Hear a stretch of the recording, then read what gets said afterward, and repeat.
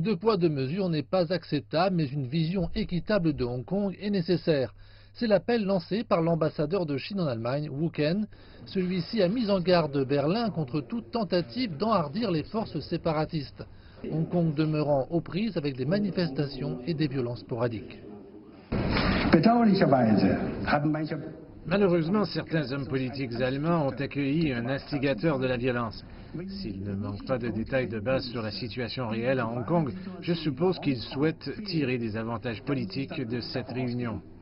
Le diplomate chinois a fait ses remarques à l'occasion d'une visite à Berlin de Joshua Wong et d'autres leaders de la manifestation à Hong Kong qui ont appelé à la poursuite des manifestations à Hong Kong au nom de la démocratie.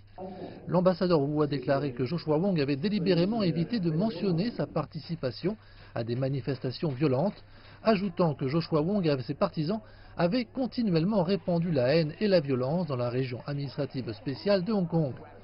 Joshua Wong a rencontré lundi le ministre allemand des Affaires étrangères, Heiko Maas. Il avait été libéré sous caution le mois dernier après avoir été placé en détention pour avoir organisé et incité à participer à des rassemblements illégaux. Sa visite intervient peu après la visite officielle de la chancelière allemande Angela Merkel en Chine.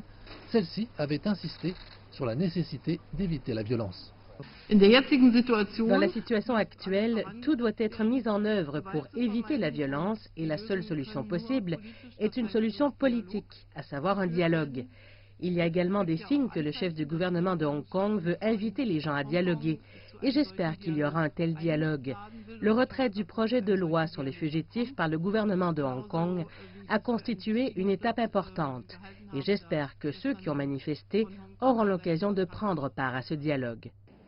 L'ambassadeur Wu a affirmé que la prospérité et la stabilité de Hong Kong correspondaient aux attentes du gouvernement central et du gouvernement de la région administrative spéciale.